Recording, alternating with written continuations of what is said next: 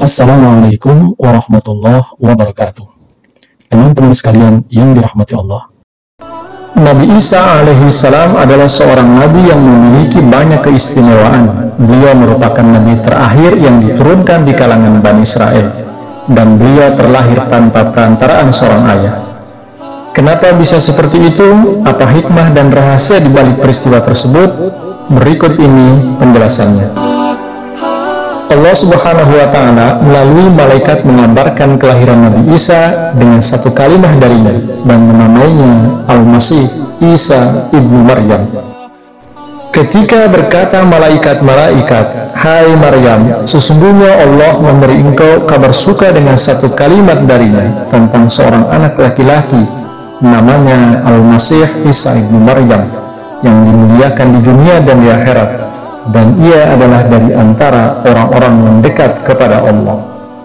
Quran Surah Ali Imran ayat 45. Apa yang dimaksud dengan kalimah bagi Nabi Isa dalam ayat ini? Pada hakikatnya, bila kalimatullah diartikan sebagai firman Allah, maka kita bisa memahaminya bahwa Allah Subhanahu wa Ta'ala telah menyatakan dirinya melalui Nabi Isa, seperti halnya Allah menyatakan dirinya melalui para nabi lainnya. Kalimah bisa berarti sebuah kata, putusan, juga perintah. Nabi Isa disebut kalimatullah karena kata-kata beliau membantu untuk kepentingan kebenaran. Seperti halnya orang yang membela kepentingan kebenaran dengan keberaniannya disebut Saifullah atau pedang Allah, atau Asadullah, singa Allah. Demikian pula Nabi Isa disebut kalimatullah sebab kelahirannya tidak terjadi dengan perantaraan seorang ayah, melainkan atas perintah langsung dari Allah Subhanahu wa Ta'ala.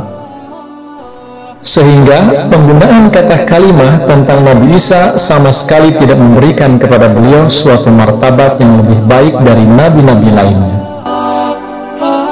A'udzubillahi minasyaitonir rajim.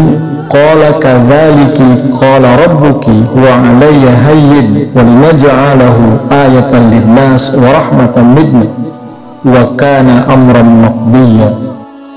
Yang artinya Allah berfirman, itu mudah bagiku dan supaya kami menjadikan dia suatu tanda bagi manusia dan suatu rahmat dari kami, dan hal itu adalah perkara yang telah diputuskan.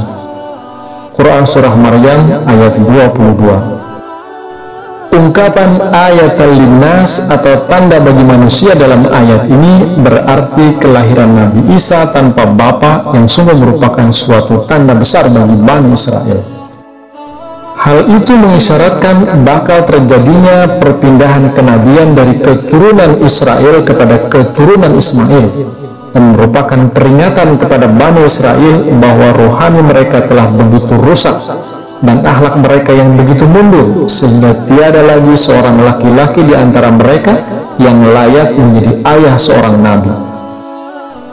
Hal itu juga didukung oleh ayat lain. Allah Subhanahu wa Ta'ala berfirman dalam surah Az-Zukhruf, "Tidaklah dia kecuali seorang hamba yang kami telah anugerahkan karunia kepadanya, dan kami menjadikan dia suatu misal bagi Bani Israel."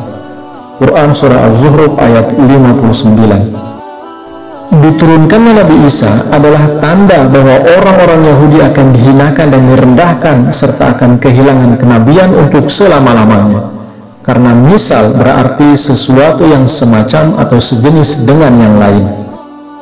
Kemudian di ayat lain, "Tetapi sesungguhnya ia Al-Quran memberi ilmu tentang saat, maka janganlah ragu-ragu tentang itu, melainkan ikutilah aku. Inilah jalan yang lurus." Quran Surah Az-Zukhruf ayat 61. Saat yang dimaksud dalam ayat ini adalah berakhirnya syariat Nabi Musa alaihissalam sesudah Nabi Isa alaihissalam. Kaum Bani Israel akan kehilangan karunia kenabian, dan syariat lain, yaitu syariat Nabi Muhammad Rasulullah SAW, akan menggantikan syariat Nabi Musa alaihissalam. Hilangnya kenabian dari Bani Israel juga diisyaratkan dalam ayat ini. Allah Subhanahu wa Ta'ala berfirman, "Maka disebabkan kezaliman orang-orang Yahudi, kami mengharamkan atas mereka barang-barang baik yang pernah dihalalkan bagi mereka, dan karena rintangan mereka kepada banyak orang dari jalan Allah." Quran Surah An-Nisa ayat 160. Apa yang dimaksud dengan Allah mengharamkan barang-barang baik yang pernah dihalalkan Bani Israel bukan barang-barang biasa seperti makanan atau benda-benda biasa lainnya.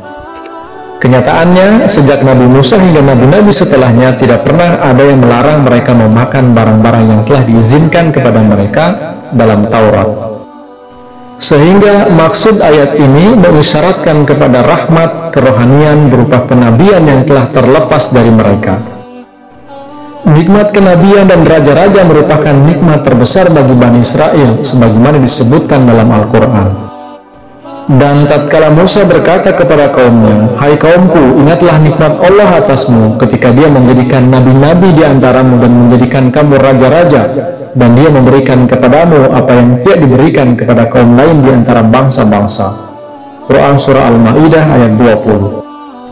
Namun karena kedurhakaan dan kejahatan mereka, nikmat-nikmat itu telah dicabut oleh Allah, sehingga Bani Israel dari yang tadinya kaum yang mulia menjadi kaum yang terhina, karena senantiasa mengingkari dan menyusahkan nabi-nabi yang diturunkan kepada mereka.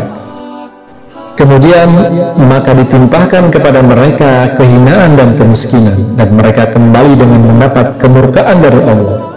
Yang demikian itu karena mereka ingkar kepada ayat-ayat Allah dan mereka membunuh nabi-nabi tanpa hak. Itulah mereka selalu berbuat durhaka dan melampaui batas. Quran Surah Al-Baqarah ayat 61. Kemudian ditimpakan kepada mereka kehinaan di mana saja mereka ditemukan, kecuali kalau mereka dilindungi dengan suatu janji dari Allah atau suatu janji dari manusia. Dan mereka kembali dengan kemurkaan dari Allah dan ditimpakan kepada mereka kesengsaraan.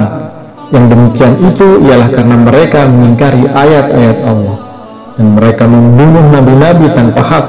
Yang demikian itu ialah disebabkan mereka telah durhaka dan senantiasa melampaui batas. Quran Surah Al-Imran ayat 112. Sebenarnya tidak pernah ada seorang nabi pun yang berhasil dibunuh oleh orang-orang Bani Israel, meskipun mereka berusaha membunuhnya.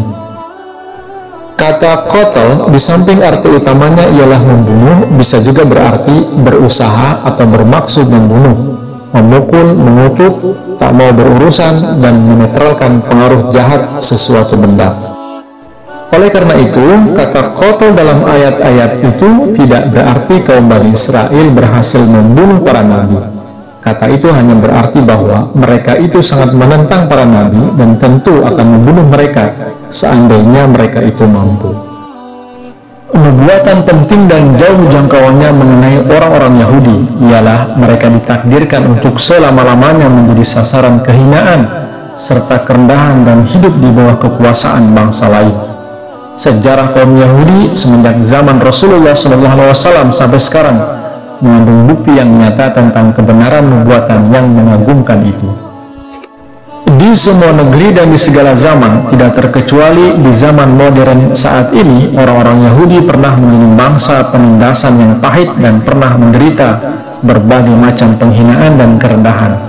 Berdirinya negara Israel hanyalah merupakan suatu tahap sementara dalam sejarah Yahudi.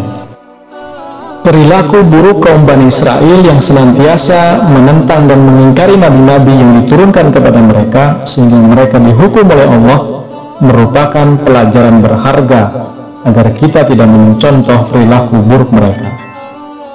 Wallahu a'lam bishawab. Jazakumullah. Wassalamualaikum warahmatullahi wabarakatuh.